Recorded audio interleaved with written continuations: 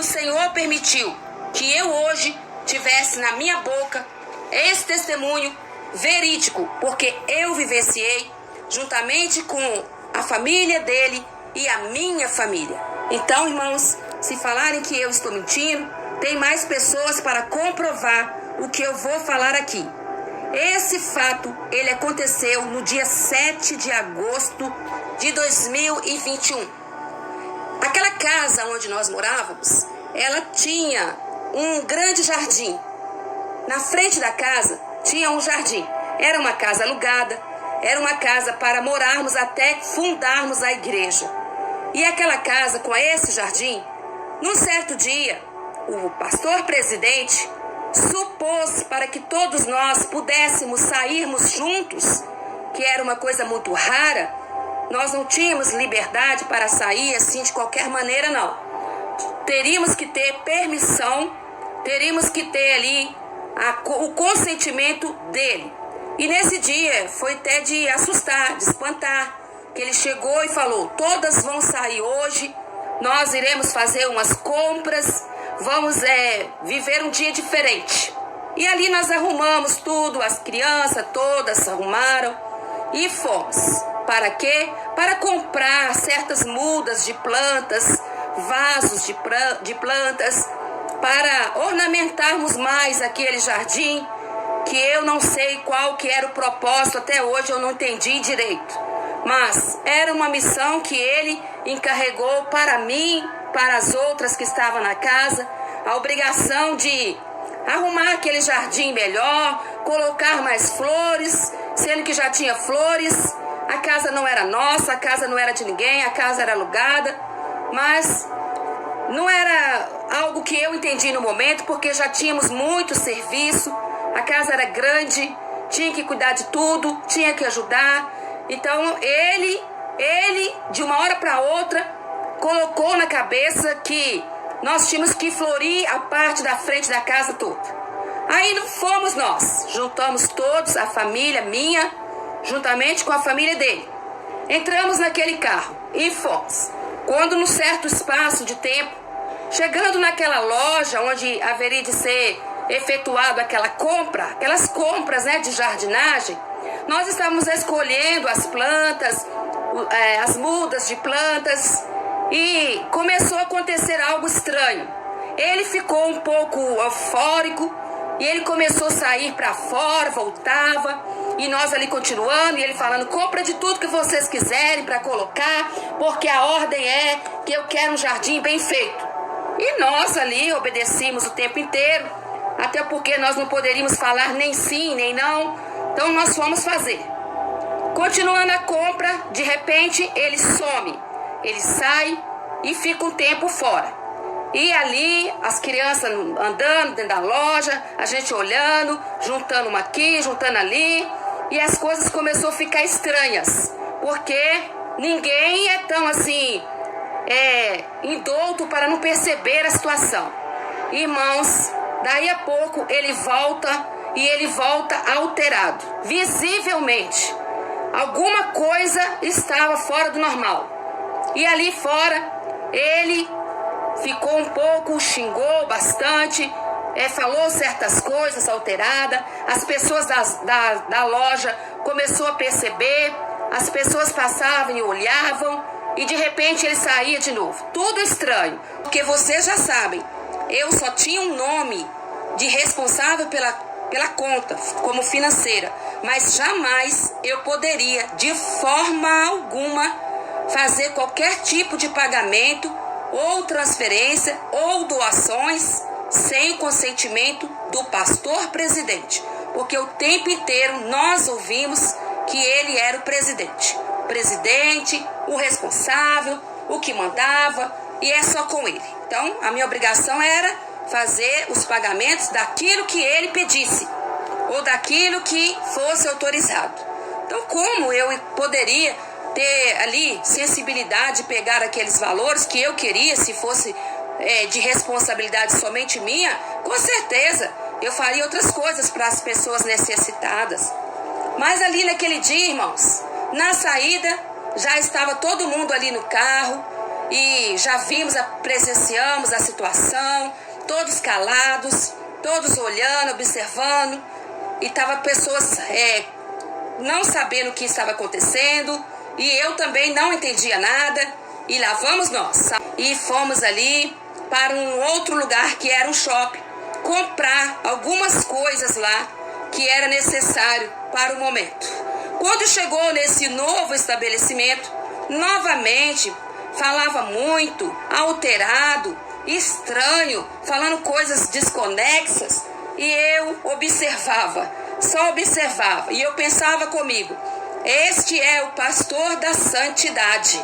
E eu pensava assim, Senhor, se todas as pessoas que acompanham, que veneram, que querem saber, vissem o que eu e a minha família estava presenciando, eles nunca iriam imaginar que seria daquela forma, que aquilo ali era uma verdade. Mas o Senhor permitiu. E ali nós fizemos aquelas compras, voltamos. Chegou a hora de ir embora para casa. E ali ele deixou o carro no estacionamento. Nós já estávamos dentro do carro. Novamente ele sai, sumiu, ficou um tempo fora. E quando ele retorna, já está totalmente descontrolado. Ele estava totalmente descontrolado. A família no carro, a minha família no carro. E ele ali saiu em alta velocidade. Todos fomos colocados em perigo. E ele xingava as pessoas no trânsito. E ali ele passava com aquela rapidez, com aquela velocidade. Começou a exigir. Começou a falar muita coisa dentro do carro. Meu filho estava na frente, minha filha atrás, as crianças, a família dele, a minha vida. E ali ele começou a fazer o que ele queria. Falava muito. E ele, naquele contexto de falar daquela forma, porque ele estava totalmente descontrolado, ele começou a exigir que todas nós tivéssemos que comprar as roupas de esporte e praticar os esportes na quadra do condomínio. E ele não falou assim, dando uma sugestão, não.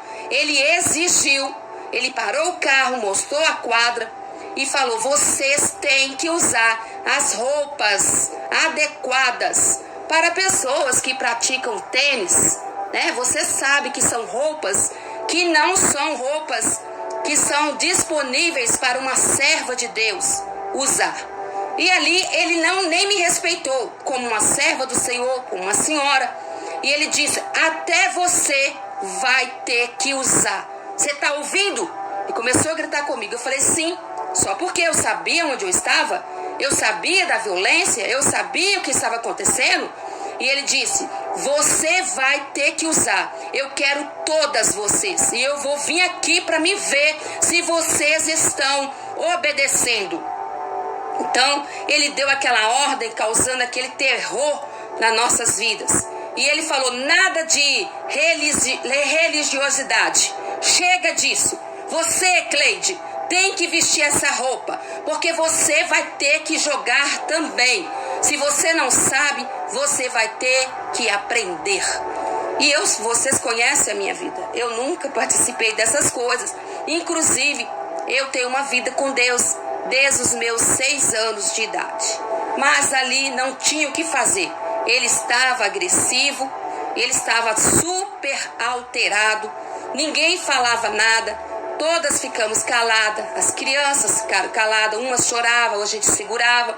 Meu filho na frente, ele pegou o óculos do meu filho e ele falou que aquele óculos era muito feio, quebrou o óculos todo. Meu filho ficou sem o óculos e ele disse, você vai levar seu filho numa outra ótica e vai fazer outro óculos. Mas acontece, irmãos, que eu entendi a situação. Ali, quando uma pessoa não pega, não aceita uma doação, ele fazia de tudo para aquela pessoa ficar à mercê dele algum dia. Minha família não precisava, mas ele falou que aquele óculos estava horrível, tinha que quebrar, tinha que fazer outro. Então, ele pegou e quebrou. Meu filho ficou sem um óculos. Claro que ia fazer, mas ele nem preocupou de saber se o meu filho enxergava sem o óculos ou não. Porque De um dia para outro não se faz um óculos. Demora dias para fazer. Mas meu filho sempre calado, porque ele é uma pessoa muito silenciosa. Ele é observador, mas ele não falou nada. E ali ele falou, vai levar seu filho, fazer outro óculos, a igreja paga, colocando a situação da pessoa em necessidade de estar ali debaixo aceitando alguma coisa. Inclusive, se for perguntar para o meu filho, ele não aprovou, ele não gostou, ele não pediu. Ah, mas é ingratidão. Não é ingratidão. Primeiro você tem que perguntar à pessoa se ela realmente quer, porque não é dessa forma que funciona. Lá na hora eu não pude fazer nada, nem falar nada. Mas ali eu estou dizendo isso para vocês verem o grau da situação que era.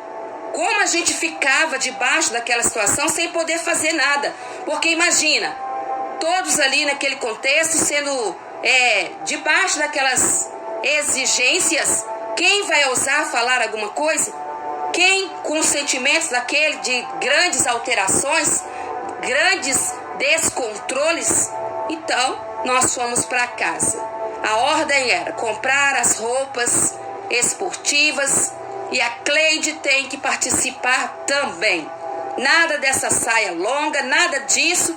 Vai vestir essa roupa e vai jogar porque eu quero ver. Eu me senti desonrada, porque eu sou uma pessoa que eu tenho a minha ética, a minha moral. E indiferente se somos evangélicos ou não, cada um tem a sua escolha, da maneira que veste, da maneira que se comporta, da maneira que queira viver. E quanto mais dizendo de uma pessoa uma missionária que serve a Deus, como eu iria fazer uma coisa dessa? Jamais. E eu entreguei isso nas mãos de Deus, porque o prazo era até na quarta-feira, para que todas tivessem o uniforme e já tivessem ali exercendo aquelas práticas esportivas naquela quadra do condomínio. Mas eu entreguei para Deus. Quando nós chegamos em casa, ali começou a bagunça. Arrumou uma desculpa que tinha que ir no supermercado, estava totalmente alterado e foi para o tal supermercado. Mas não voltou. Demorou 3 ou 4 dias, se eu não me lembro, para que ele aparecesse. E lá ele ficou. E ficamos ali. Tínhamos a obrigação de construir o jardim, colocar as flores, plantar aquilo ali. Inclusive tiveram irmãos que foram lá, que eram os irmãos que estavam na clínica, que não me deixam mentir. O irmão viu a situação e ele falou, irmã Cleide, ela está carregando essas plantas, esses vasos pesados. E esse irmão ajudou que nós carregássemos, colocasse as plantas depois. Mas nesse dia nós passamos muitas aflições. E eu pude observar e tirar realmente as conclusões. Aonde estava a tão falada santidade? Aonde estava no líder, pastor, a santidade? E guardei comigo. Guardei aquela situação, contornamos aquela situação, mas não foi só naquele dia. Passou-se mais dias, passaram-se mais dias. Chegou um dia que eu, de tanto suportar tantas coisas, comecei a mostrar sinais de estresse, depressão. Eu não sei exatamente o que eu falo aqui. Eu só sei que começaram a surgir marcas roxas bem grandes nos meus braços e visivelmente eu não estava bem. Mas eu não poderia falar, porque ali todas já sabem, todas nós sabíamos da situação que estavam passando isoladamente. Não tínhamos que comunicar com ninguém.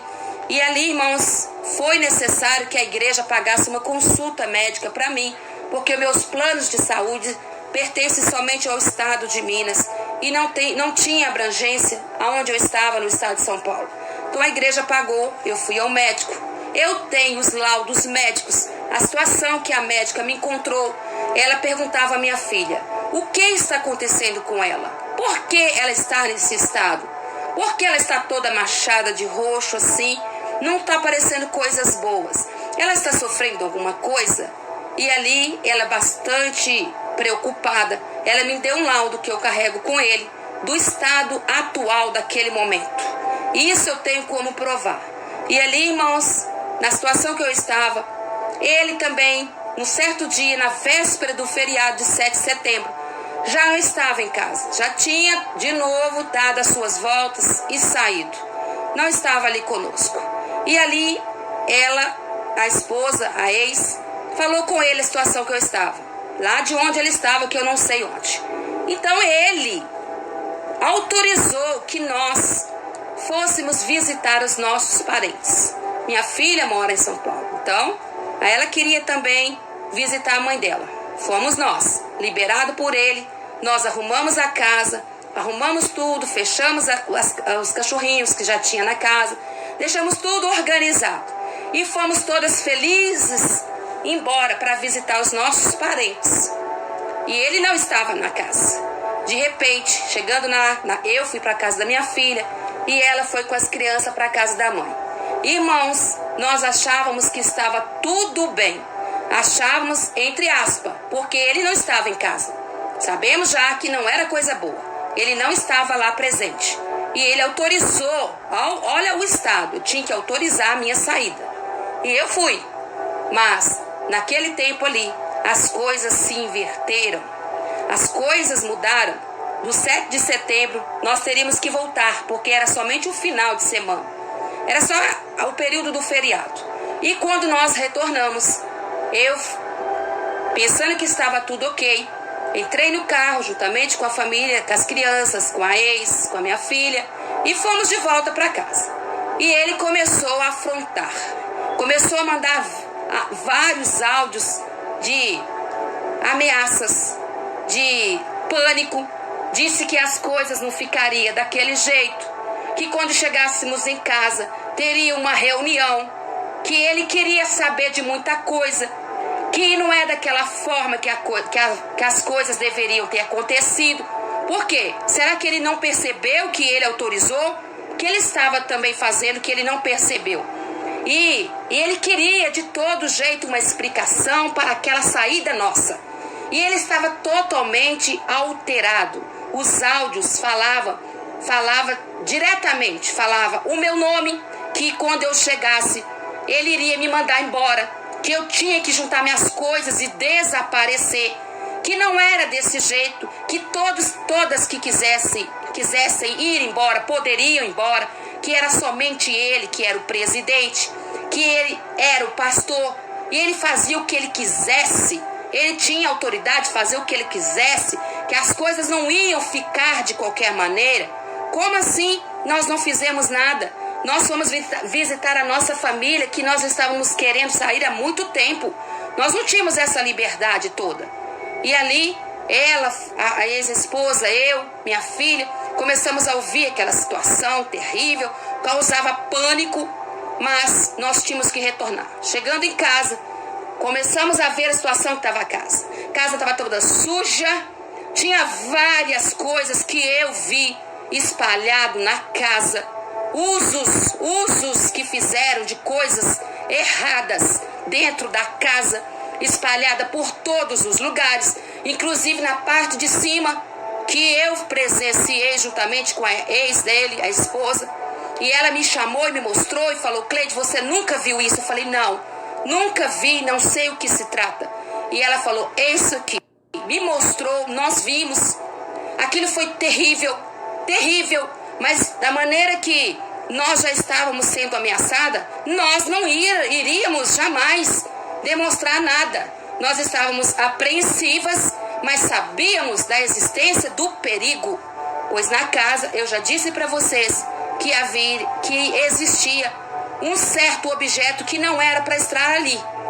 E ali, irmãos, ele perguntou para ela se eu estava na casa, se eu tinha visto alguma coisa, se eu falei alguma coisa, né? E ele queria saber sempre se eu tinha visto. Claro que eu não ia falar com ele que eu tinha visto. Eu comecei a limpar. Nós limpamos a parte de baixo e ela limpou a parte de cima da casa. Limpamos. E ele estava anunciando que estava chegando. Estava chegando, queria uma reunião, queria uma explicação e queria saber como assim a explicação não teria que ser dada pelas nossas bocas, jamais. Sempre fez isso, fez o erro e julgou nos outros a culpa, mas não tinha o que me acusar. Se eu tivesse dado uma brecha pequena somente, haveria sim como me acusar. Mas não, eu estava debaixo da proteção de Deus, estava com a minha família e tinha testemunhas. E nessa época meu filho já não estava na casa. Ele tinha ido para a casa da minha filha e lá ele ficou. Ele não ficou na casa mais. Ele não presenciou esse momento aqui. Somente eu e a minha outra filha e a esposa. Irmãos, não foi fácil. Nós limpamos a casa, sabendo que estávamos ali para qualquer momento a tal reunião. E ele ficou agressivo. E ele gritava, ele gritou meu nome. Gritou e falou: vem aqui, eu vou fazer uma reunião. As coisas não vai ficar desse jeito, não. Não vai ficar. E que coisas? O que nós estávamos fazendo de errado? Nós estávamos presenciando o erro. Então ele ficava bravo, porque nós estávamos vendo. E ali ele chamou para tal reunião. E eu fui, sentei próximo ali com a minha filha, a esposa. E ele gritava comigo. E ele falava que eu tinha que ser a mãe dele. E não sei o que mais. Que era assim, quase ele morreu. E aquela confusão. Mas ele não explicou por que aquela casa estava toda suja. Cheia de coisas indevidas jogadas. Cheia de coisas erradas. E não explicou por que ele sumiu 3, 4 dias antes da nossa saída. Por que ele não explicou e nunca vai explicar? Porque ele sempre vai ter pessoas que vão fechar a boca para ele. Mas aqui eu estou com a minha boca aberta. Eu já fui ameaçada por você, por várias vezes, indiretamente, pela essa plataforma. Então, o que eu vou temer? Não temo o homem. Eu temo a Deus.